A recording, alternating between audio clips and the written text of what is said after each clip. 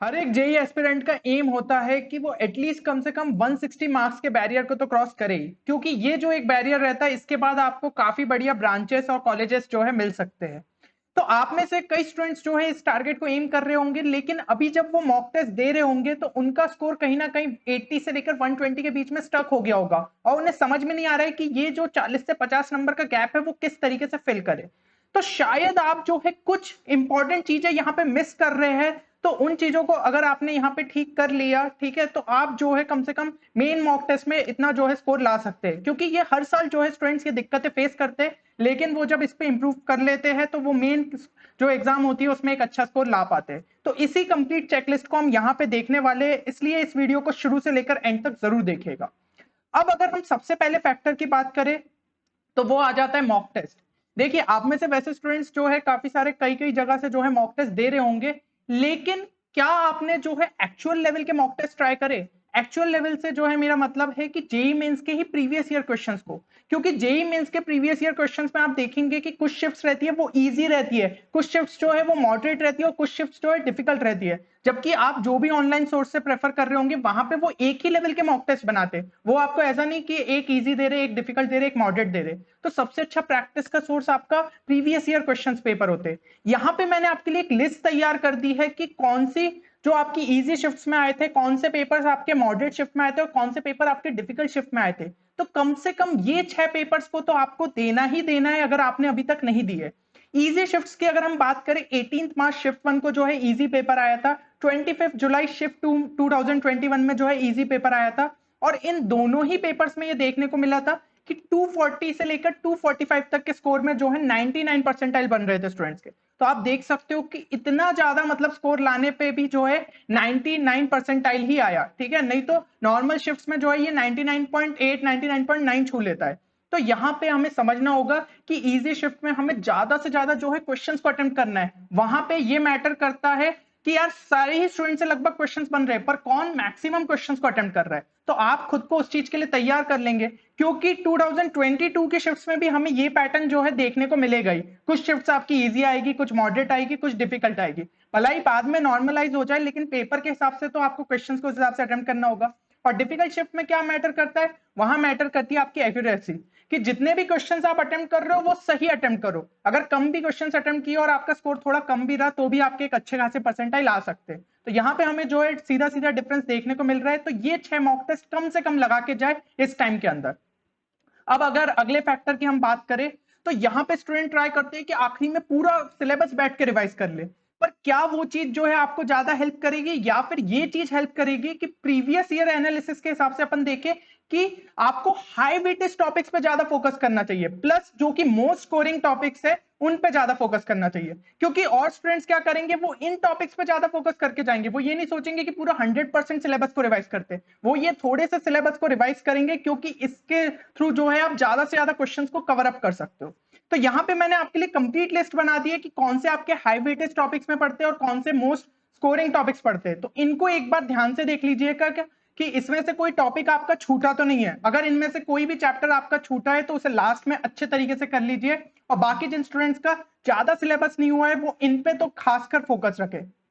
तो सबसे पहले अगर हम फिजिक्स की बात करें, फिजिक्स में आपके इजी स्कोरिंग टॉपिक्स कौन कौन से हो जाते हैं? यूनिट्स एंड मेजरमेंट, देन आपका kinematics, centre of mass, momentum and collision ये हो गया, ग्रेविटेशन एंड एसएचएम।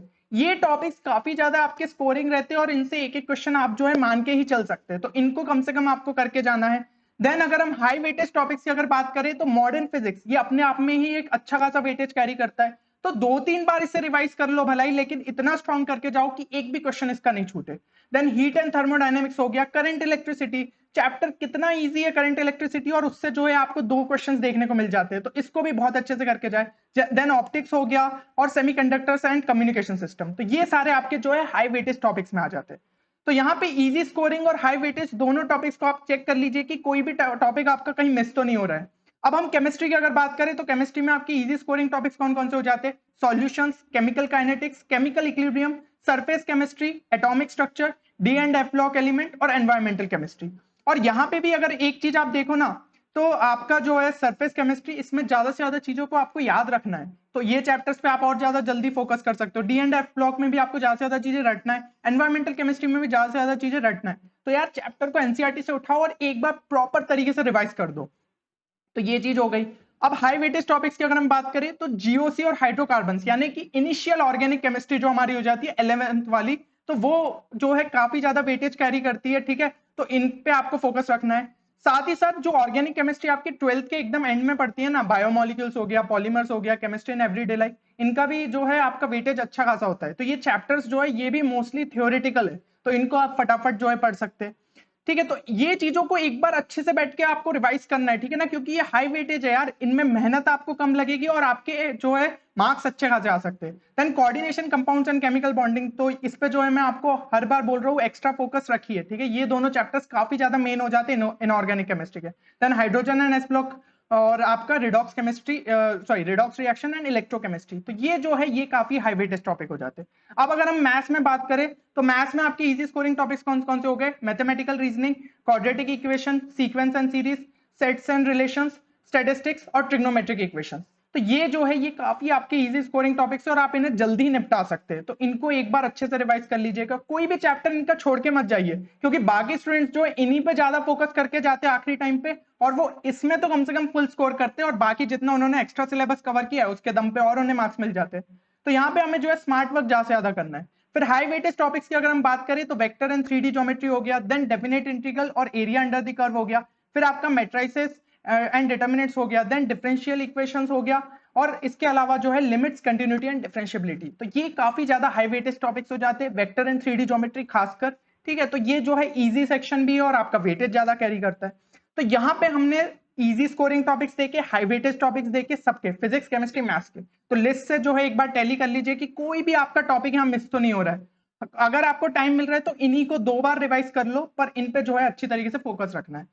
अब हम लास्ट में जो है एक और इंपॉर्टेंट चीज पे बात करेंगे, वो है प्रीवियस ईयर क्वेश्चन, ठीक है। तो प्रीवियस ईयर क्वेश्चंस को भी आप कहीं से भी नेग्लेक्ट नहीं कर सकते हो। ये मत सोचना कि यार नहीं किया प्रीवियस ईयर क्वेश्चन तो भी चल जाएगा, क्योंकि ये चीज देखी गई है प्रीवियस ईयर क्वेश्चन से यार, जो है एनटीए मतलब सेम टू सेम या फिर उसी कॉन्सेप्ट पे उठा के आपको क्वेश्चन फिर से रिपीट कर देता है। तो यहाँ पे 3 चीजों का आपको खास ख्याल रखना है। पहली चीज है कि हमारी जो प्लेलिस्ट है JEE means most repeated concepts की, जिसके अंदर लगभग 30 वीडियोस के आसपास है, उसको जो है कंप्लीट करना है। उसकी लिंक हम आपको डिस्क्रिप्शन में भी दे देंगे। तो यार फ्री रिसोर्स है, उसको डेफिनेटली आपको जो है पूरा चेक करना चाहिए, क्योंकि इससे आप एक अच्छा खासा बूस्ट दे सकते हैं अपने मार्क्स को। देन आपको जो है 2019 से लेकर 2021 के सारे पीवाईक्यूज करना है, जितने भी हाई वेटेज टॉपिक्स और इजी स्कोरिंग टॉपिक्स आपको बताए।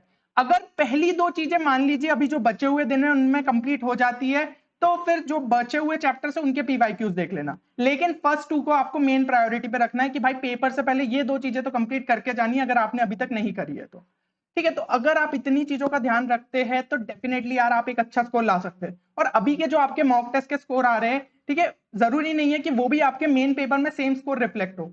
आप यहां से जो है इंप्रूव कर सकते हैं, बस आपको खुद पे भरोसा रखना है और यार लगातार वर्क करते रहो।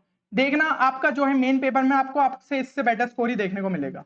चलिए, अगर आपने वीडियो को यहां तक देखा है तो एक बार कमेंट सेक्शन में जरूर लिख के बताएं कि अभी आपका जो है मॉक टेस्ट में कितना स्कोर आ रहा है और आप फर्स्ट अटेम्प्ट में जो है कितना टारगेट रख रहे हैं। अगर ये जंप जो है आपने 40 to 50 मार्क्स का पॉसिबल कर लिया तो यार आप डेफिनेटली एक विनर है, ठीक है। आपने सारी जो ऑड सिचुएशन थी उसके खिलाफ जाते हुए खुद एक एज अ विनर जो है आप साबित करेंगे खुद को। तो यहाँ पे जो है पूरी तरीके से अपना दम लगा दीजिए और डेफिनेटली आप ये टारगेट को अचीव कर पाएंगे। तो मिलते हैं अगले वीडियो में, तब तक ले take care and good bye.